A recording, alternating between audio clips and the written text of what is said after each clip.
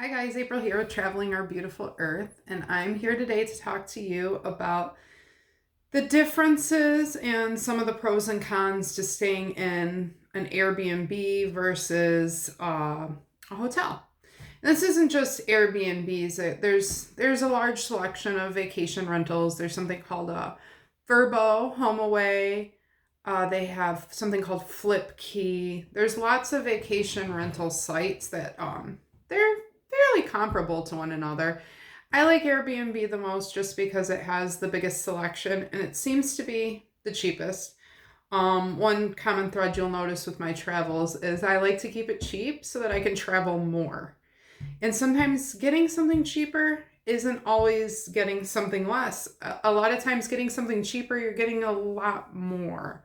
And I feel like you get that with the Airbnbs. However, there's lots of benefits to hotels too. Um, I find in comparison to price, Airbnbs are cheaper if you're staying for more than like 2 days, like if you're staying for 3 days and beyond, sometimes even 2 days, it just depends.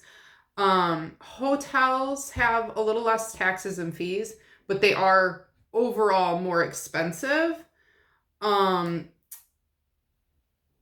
I find if you go like to say northern Michigan, which is common for me because I do live in Michigan, they have so many different hotels in northern Michigan. Unless you're going for a long time, you actually do save money, and a lot of times you get that better location if you're going somewhere like say Traverse City, where you're right in the downtown area, which is super cute, and you got the hotel right outside the door on the lake, which is like a beautiful, beautiful lake. It looks kind of like the ocean. So in that scenario, I will stay in hotels. And they have sites such as hotels.com, expedia.com, stuff like that, where when you book the hotel, a lot of times you'll get points and different things.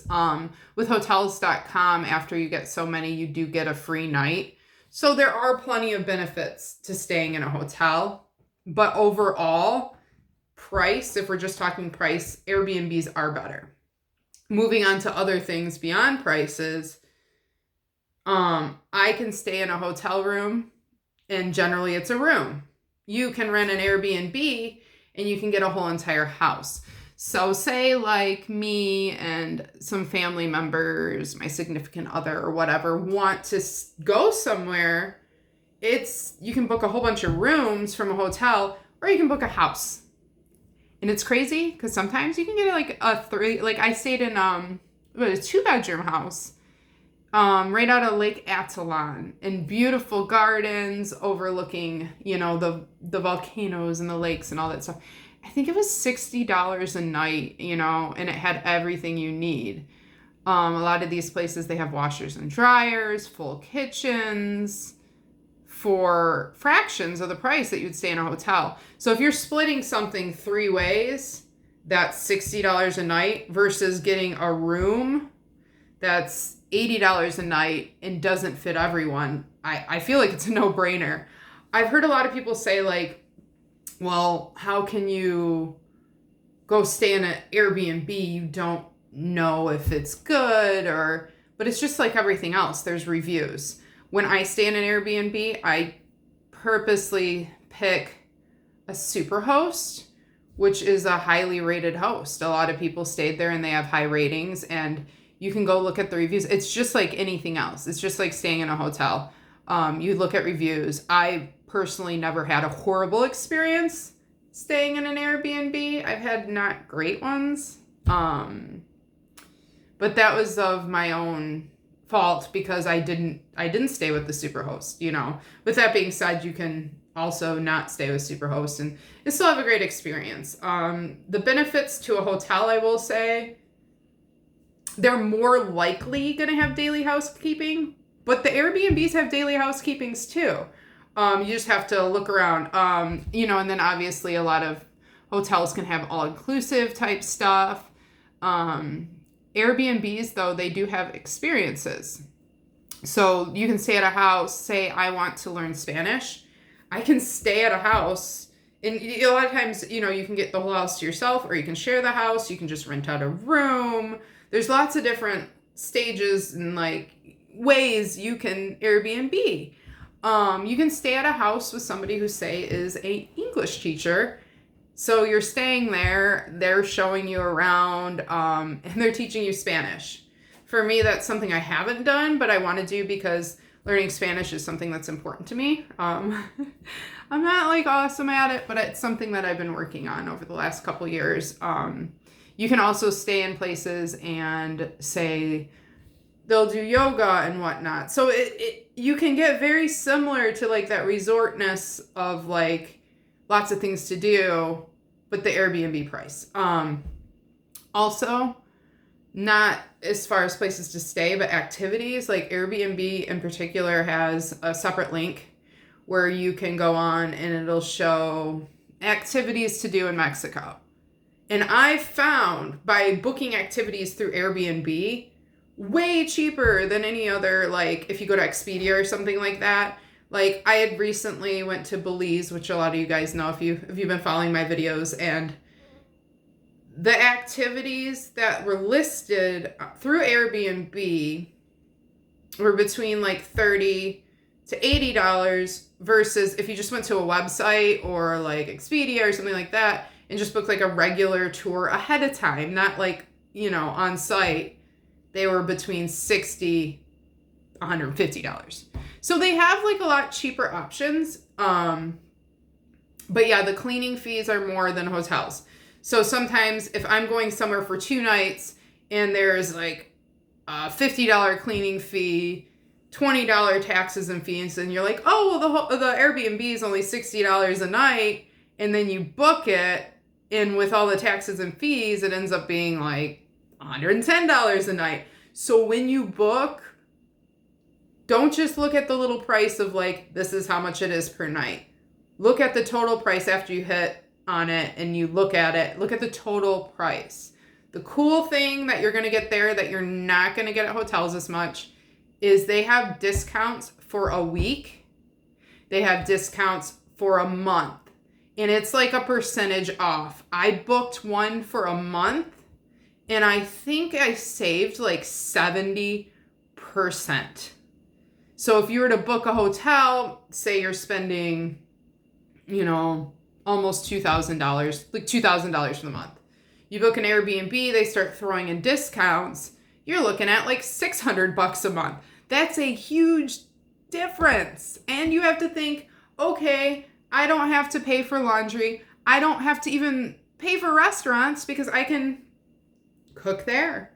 I stayed in a beautiful Airbnb in Belize quite a few years back, and we actually had a barbecue grill, and we were out in the Mayan mountains, and we're barbecuing over the Mayan mountains. Like, you're not going to get that at a hotel. I stayed in Cozumel, Mexico at an Airbnb, and instead of staying in the resort area, we stayed in the local area. And, we're like in the middle of everything. We're across from like the kids playing basketball. It's like you're part of the community. You're not a tourist as much, And for some people that's not important, but for me it is, because I travel because I like culture. I travel because I like meeting new people that are different. I travel for a lot of reasons, which is a whole nother video. But for me, like, to be part of that is like a very special, unique feeling, and I'm really glad to have it. Another benefit is the people. But I don't stay in a hotel, or I don't stay in an Airbnb where you're sharing a space. I like it to myself or whoever I'm with at the time. Like, whoever's going and traveling with me, we share the space, but you're not sharing it with strangers. But a lot of times the hosts are very nearby. And I learn a lot from the host, especially the super host. Like, they're a super host for a reason. If you want to know what to do, if you're at a hotel, yeah, you can go talk to the person at the concierge desk. But this is like, you're talking to a local person. Sometimes I've had people say, hey, you want to go see something? Okay, you hop in their car and they drive you there. You're not paying them to do it. They're doing it because they want to. They're like, hey, let me show you the city. Hey, let me show you this little shopping market. I did it in Guatemala, drove me around on a little tour. I did it in Belize, and even if they're not driving you around showing things, you'll find, if you're a social person like me, just standing there talking to your host and like learning so much about it. And it's not about making money at that point. It's just about, making those connections and learning things. And yeah, it's cool. You meet a lot of cool people, a lot of inspiring people, a lot of people who have inspired me to travel more and who have inspired me to even possibly one day get my own Airbnb are the hosts.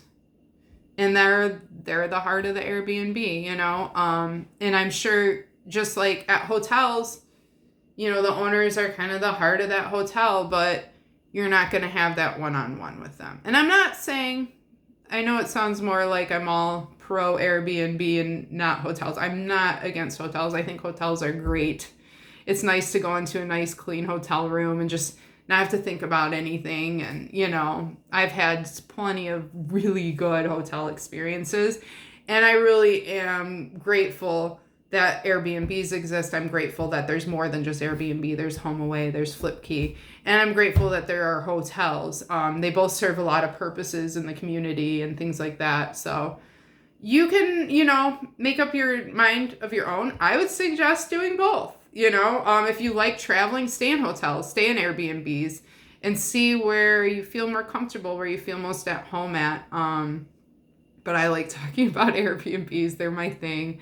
If you have like your favorite Airbnb or your favorite hotel that you stayed at, I would love to if you just put them in the comments below, go check them out, because I love seeing all that stuff and it's cool to, and maybe just write about your experiences.